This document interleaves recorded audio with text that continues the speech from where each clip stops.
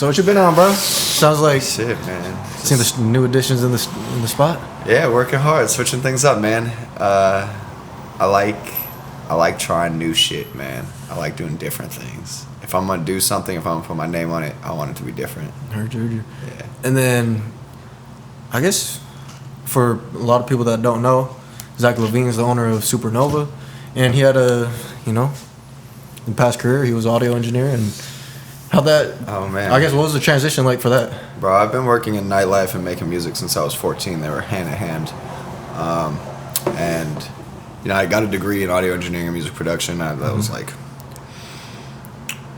like exact same timeline course as me like getting my start through promotion from 14 to 19, and then I moved back to Seattle from Vancouver, BC when I was 21, and so you're like diving.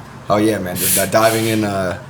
I had first on everything, so I started promoting in nightclubs, and I was also interning at recording studios. You were just mentioning Chris Pack, my big bro. Yeah, I love that guy, man. We worked together at Robert Lang Studios, and everything was just hand in hand. And you talk about Chris. That's my bro for sure. A long time, man. So I owned the recording studio for 5 years, and I was, throwing parties, and everything was just cohesive. But then I had the opportunity to like open Supernova and do something a little bit bigger, a little bit more. No, yeah, that's definitely. Yeah. No, I'm so happy to be on the journey. Ultimately, man, like as one door closes, another door opens, and it's just like it's a beautiful progression of life. I think that's my favorite thing about growing older right now. Is just like seeing the developments, seeing the changes, man. It's a beautiful thing.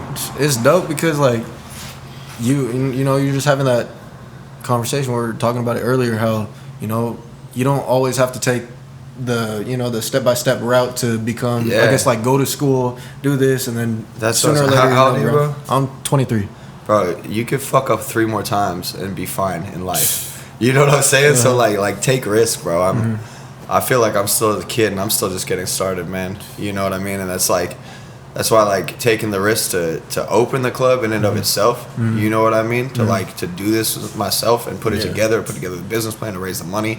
Even the recording studio when I was 22, like when I opened up High Class Studio in Pioneer Square, like that was, it's a risk. And, same with doing this or just like betting on yourself in any way. It's a risk, but it's worth taking because like, the fuck else am I doing? No, it's facts. You know what I'm saying? Bro, on like an existential level, like we're on a floating rock in space, so nothing fucking matters. So like, go do good and try shit, because like if you can see it in your mind, you can make it happen. Like bro, like I made the decision over a 72-hour period to introduce strippers to Supernova. Yeah, that shit is and like Supernova, for if you don't know, is an insane, immersive, art-driven nightclub. Like it's an experience in and of itself. No, yeah. I mean, you already see it. We're just in the back lounge, right? We're in the back lounge right now.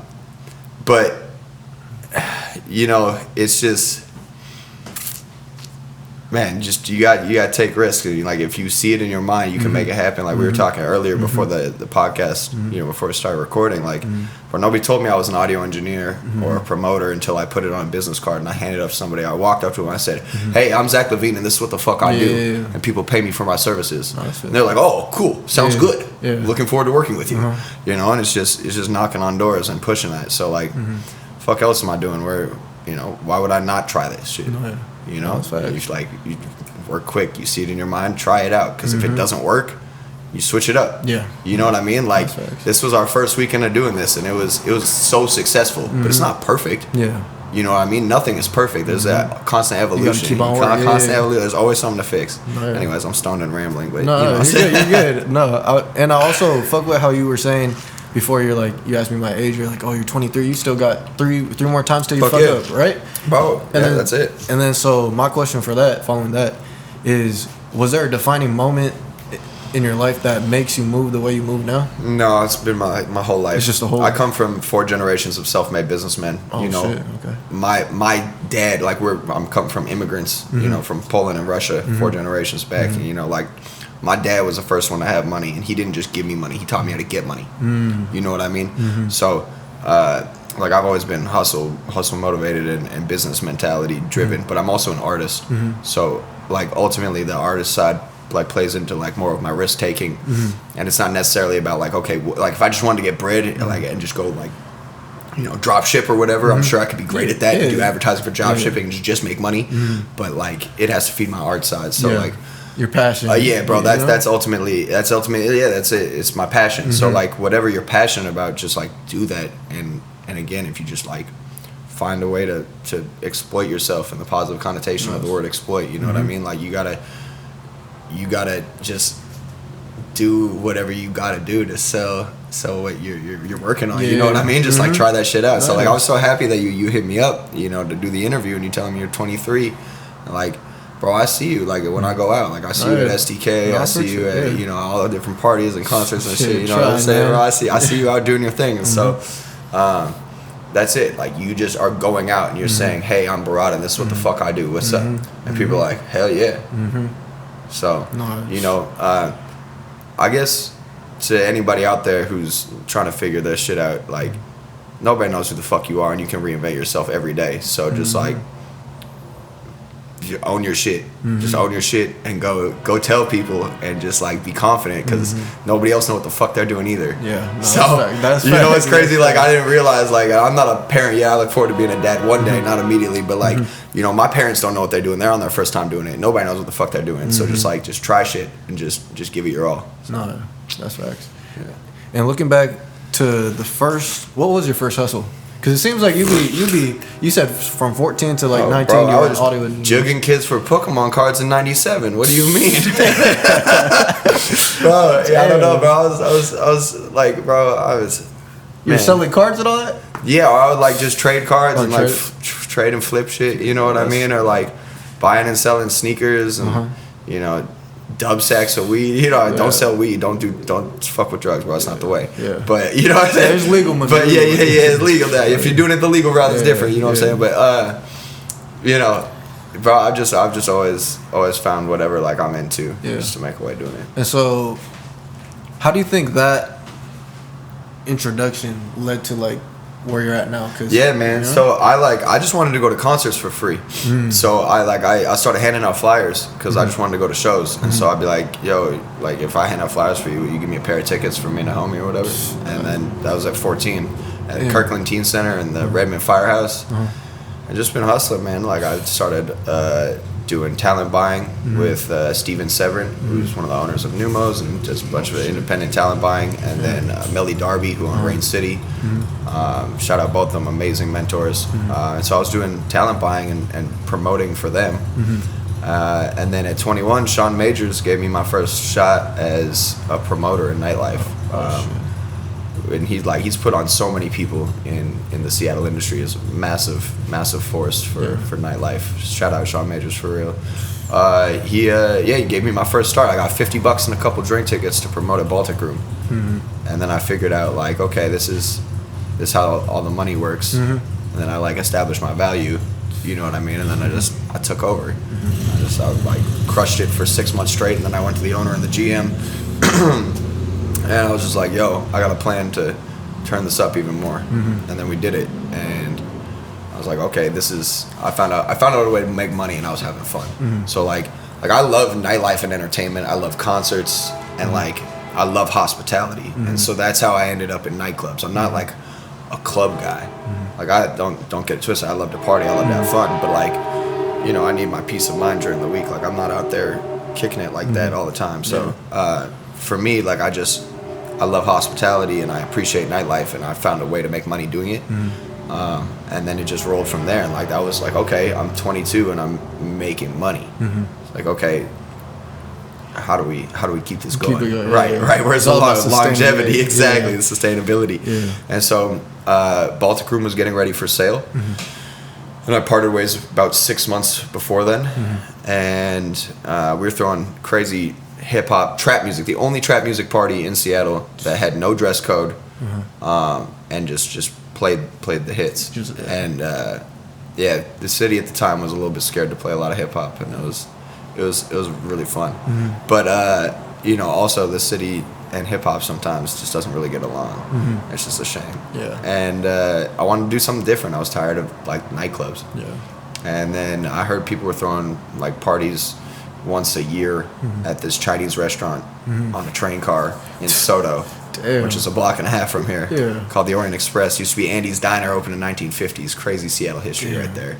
And I was like, man, this space is like, I don't want to work with, like, bro, I've done, like, bro, I'm not going to name what club, but I've, like, brought 2 Chainz to a club, and, like, they're, like, using their own door staff, you know what I'm saying, and they let in 280 people on guest list, and hand me this tiny stack of cash. I'm like, okay, lesson learned.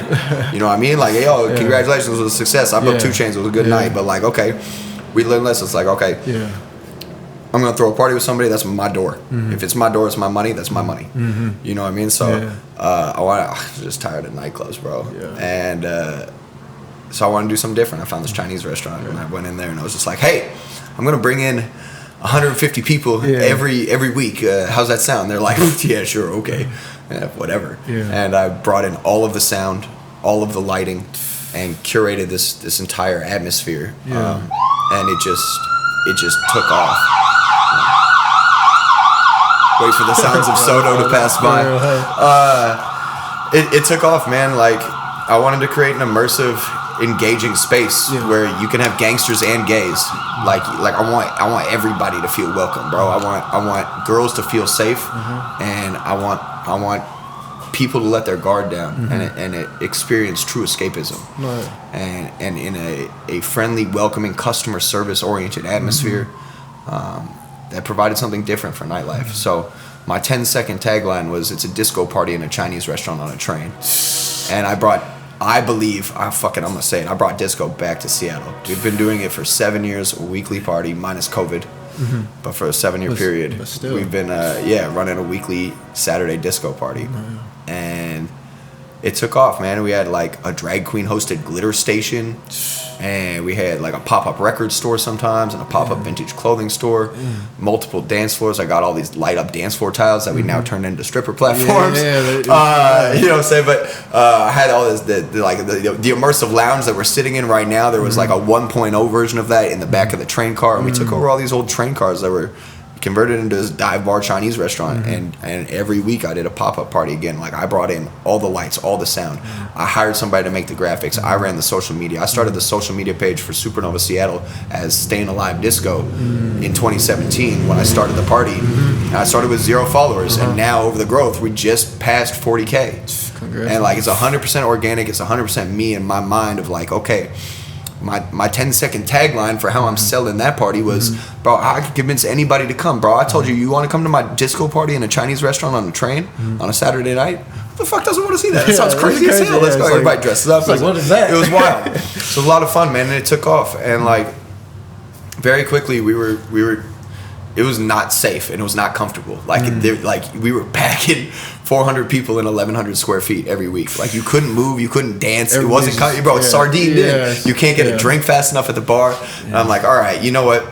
I like to joke and say that I got my doctorate in nightlife. Like, I've gone to school for the last 15 years for nightlife. Like, I know my shit. And so Supernova, that's exactly it. My Supernova now, like, I've got my doctorate. This is my dissertation. This is my proof of pudding. Like, okay, let's take all the concepts and everything I've learned. Like, I was a bartender for years, but before that I was a barback, and then I was doing that on the side while I was promoting clubs and figuring it out, because I got to figure out how every position in the club works. Because I can't own a nightclub without knowing how everybody everybody's got to do their job, and I can't be afraid to clean up shit or puke. Not that nobody's shit in the club, you know what I'm saying? You got to pick up shit, and you got to get your hands dirty and do the work. Or like, I know how to fix the lights. I know where every single breaker is in here. Like, I know how all the liquor should work, the pour counts, like what bartender practices, what they should be doing, and just, man, like, I learned all that. So this is my proof of concept. This is my showing what everything I've learned.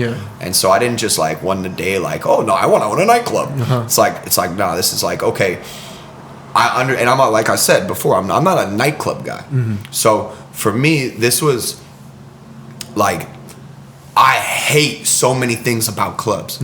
I hate being greeted with animosity at the door. Like why did you just rough me up and tell me to pick up my pants and my boy can't wear his hat in here and no hood? Like, bro, I just want to come in and spend some money and have a good time. But you greeted me with animosity at the door and you treated me like that. I'm uncomfortable coming in. Coat check at Supernova. It's free. It's complimentary because in a city where you need a jacket 80% of the year, why the fuck you charging me $3 to hang up my fucking coat? I need a jacket to come here. I'm not like, bro, don't nickel and dime me. It's part of the experience. You know what I mean? Or like the free play arcades or like the hidden photo booth that we got. You know what I mean? Like it's little fun interactive shit or like, bro, I want a lounge where people are gonna sit. You see what we're sitting in right now. I could have just painted the fucking walls black and put a chair here. But like it's not the same experience. So like, yeah, man, I don't know. This is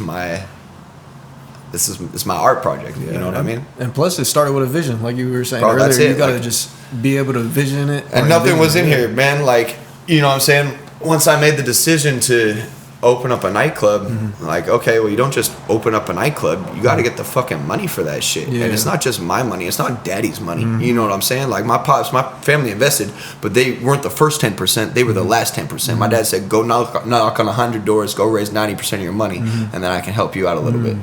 You know what I mean? But it's like, bro, I had to build a business plan. I had to show, I built a 20-page PDF document of what I envisioned this place to be. And before I could even raise the money for that, I had to figure out how much money it would take to make the club. So I had to like, okay, well, what do I want to do in the space? And then how much is that going to cost? Well, now I got to talk to contractors and architects and like, I understand what I want, but I got to surround myself with people who are smarter than me. They got to tell me that shit. I can't. How the fuck do I find out the number for that? So I talked to a contractor. I'm like, this is what I'm thinking. Talk to the architect. I'm like, okay, is it insane to think that we could do this for $1 million? And they're like, well, you know, thankfully you got a lot of friends and family who are you know, like I shoestrap this shit, you know, with everybody else. You know what I mean? We bootstrap like painting, you know, hot gluing. You know what I mean? Everybody was just like in it. But yeah, for sure. But man, like you gotta make the document and then you gotta go knock on doors. I talked to 200 people and nobody told me this is a terrible idea, I don't want to get in on it. They just weren't in a position to invest. And you know, 20 people out of those 200 tell you yes, and then only 10 of them fall through. And so like I couldn't be discouraged with each no. Each no got me closer to the next yes. To the yes. And like I know exactly what I'm doing. I believe in what I'm doing. And again, like, you know, I put together this document that includes like, you know, projections for like, hey, bro, you got to put together all the fucking work. And I hate graphs and like Excel spreadsheets. That's not what I want to spend my time doing. But like, I got to show that in order to make it happen. And then you got to go and knock on the doors. And so I had to spend money. I spent a huge chunk of my own money before the lease was even signed on this space. And I had to bet on myself. I had to take that risk and invest in myself to see this shit through. Like, I had to spend money with the architects and the designers and on permits. I got permits for the place before I even signed the lease, so I could know that everything was above board and it was going to be good. And then I had to sign the lease, bro. Like I had to hire lawyers and attorneys to make sure I didn't get fucked. And you know, like thank God I have so many amazing mentors and advisors, and we could go into a whole different podcast series on the importance of mentors. But we can totally touch on that later. But man, like, without having all that in place and investing in myself to make that happen, I wouldn't have gotten to the point where I signed the lease. I signed the lease in December 2019, and we were building out, and we were set to open in May of 2020, and then March of 2020 hit with COVID. Oh, it's crazy. Damn. It's crazy. But we weren't open yet, and I hadn't even announced it yet. Or excuse me, I hadn't even announced it yet. So what was that experience of? So you had the place during COVID? Bro, I was doing my weekly disco party at the Orient Express while I was working on my plans for this. My goal was to transition 1 week there and then the next week here, and then we had a 1.5 year gap. And I'm a glass half full kind of guy. Like, bro, we just had a 1.5 year to perfect what we were doing, to amp up the energy, to pull back the rubber band on excitement. And when we launched, it was fucking crazy, bro. Like we had 6-hour waits for 8 weeks.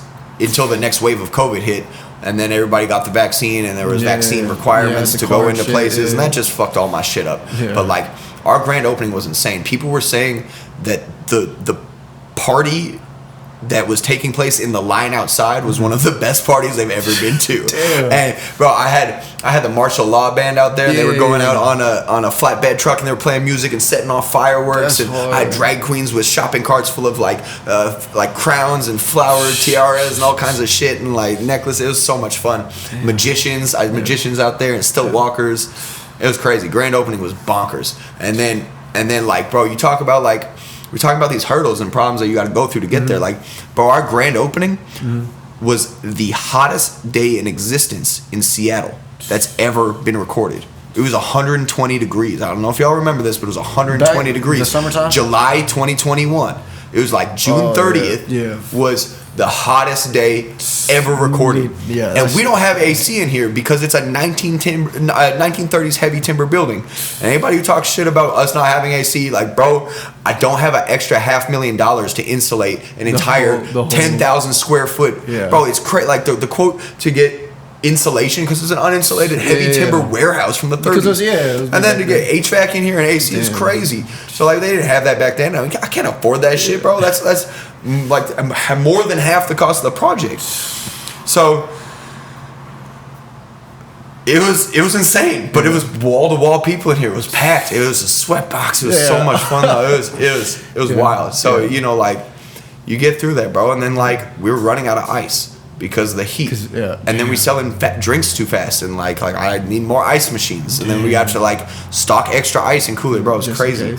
And then you got to deal with COVID again because the next wave came in. So my whole point is like the journey to get to where we're sitting right now, to where we're joking about how Supernova is now the first nightclub in Washington State history, first dance club, 21 plus with liquor and nude women dancers is crazy. Hey, it's crazy. We're the first one to do it in Washington State history to have a strip club and liquor. And we're not a strip club because we're still Supernova. We're everything that I was just talking about. Our ethos, our energy for theme parties, our engagement for art and customer service. We're still that. But now we got beautiful naked dancers doing their thing, man. It's crazy. And we're the first to do it from 1970s. And the only reason we're doing it is because I saw a loophole and I saw a gray area that I had the balls to fucking look at and consider the legality of, which is legal to do what I'm doing and take the risk to do it and say, I'm going to be the first to do it and put that out there. And so, yeah, it's, you know, it's a wild ride. It's a wild journey. But my whole point from like the very beginning is like, whatever you want to do, just go do it, man. Do no harm, operate with love, and believe in yourself, and just go do good. Go do for God. You know what I'm saying? Like, bro, just like whatever you see, whatever you want, you can have it. Whatever you believe in it, just like operate from a place of love and a place of good, and do no harm to nobody else, and you can do whatever you want. So like, man, I want the best for everybody. It's a universe of abundance, and you know, if you worried about the next man, or you say like somebody's gonna come up over you. You know what I'm saying? Like we were talking earlier, bro. Bullshit. That's a scarcity mindset, bro. This is a universe of abundance. You can have whatever you want. There's enough for the next man. The more I congratulate him on his podcast, the more he congratulate me on my work. The more we get it together, the more I congratulate the cameraman doing this thing right here. My boy chef over in the corner smoking a joint. You know what I'm saying? Like I'm proud for everybody. This is a universe of abundance, bro. You can get it too, and I believe in you. I want you to win. The more you get it, the more I get it, bro. It's a symbiotic relationship, and that's exactly like what I was referring to earlier when I said like the beauty of growing older. Because now you say you're 23, I'm 10 years older than you. I'm 32 now. And bro, in this day, I know I got good skincare. I was gonna say, I got good skincare, bro. I'm 32, bro. So I got 10 on you. And in this decade, the growth I've seen from people like Chris is my brother, bro. I've known him for that 10. My security manager here, Ben, at Supernova, I've known him for 10. Seeing people's growth, man. Seeing people's evolution. Chef, I've known him for 7 years, bro. Like that evolution is so beautiful and it's so fun to watch. So like I root for all my brothers. I root for all my sisters because like, bro, it's a universe of abundance and you can get whatever you want. So like, even if you're not in the nightlife and promoting and you watching this, I hope your takeaway is like whatever you do, just fucking do it with confidence, bro. Own that shit. So, what else we doing? Hell yeah. So, did you go to college? Kind of. You did? No. Okay. So, like, I left high school in my junior year and finished up my credits. And then I took off half a year and was a ski bum. and I was like snowboarding up in British Columbia at 19. Oh, yeah, because I forgot you were in Canada. Dude, I was born in Montreal, so I'm Canadian. I'm a dual passport, but I've been in Seattle since I was 5. Oh, that's hard. Seattle area. I have some family friends up in Vancouver. For sure, man. I love Vancouver. It's a great space. So I was gonna say, what would be your advice for people like, say, my age or people in college right now that don't even know what they're trying to do in life and even trying to find a passion? Or because I remember you mentioning even having mentors in life. Hell it's yeah. like, I guess. But those mentors I sought out, no mentor will seek you out. You got to seek out the mentor, and you need to flatter them, and they'll be humbled and appreciative of your compliments, and then ask for help. Because again, we're talking like the level of like, brotherhood, sisterhood of mentors, of like people celebrating the universe of abundance, bro. If I came to you and as a junior and was like, bro, I see what you're doing, it's really fucking cool, and I want to intern for you. I just want to learn, bro, because what you're doing is amazing, and I want to have that too for me. What person who's on wouldn't say, hell yeah, how can I help you? Yeah. You know what I mean? If you're really about your shit, I want to help you any way I can. And so, like, man, the importance of mentors is everything, bro. Like, I wouldn't be here without my mentors, because, like, I was able to ask them questions and learn from their mistakes so that I could be better for the future and then apply those lessons to myself. Yeah, I heard you. No, that's facts. So, I mean, like, yeah, bro, like, but, if you know what you're doing, what you want to be doing, go find mentors. And if you don't know what you want to be doing, just go find yourself. Because, like, this world is a beautiful buffet. Life is a beautiful fucking buffet. And in the year 2024, you can take whatever you want and put it on your plate. And so see what you want to have on your plate. Like, what appeals to you? What gets you excited? Like, are you passionate about being a chef? Are you passionate about snowboarding? Are you passionate about being an audio engineer or a music producer? Or you want to host parties and curate spaces? Are you a designer?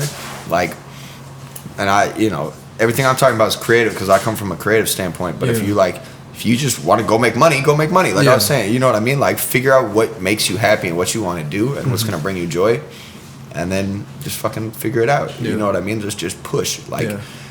Like, there's no roadmap. You just gotta like try shit and see and just see figure what it works. out. Figure it out, bro. And like, ask questions. Just ask questions. Like, nobody's gonna answer your questions unless you ask them.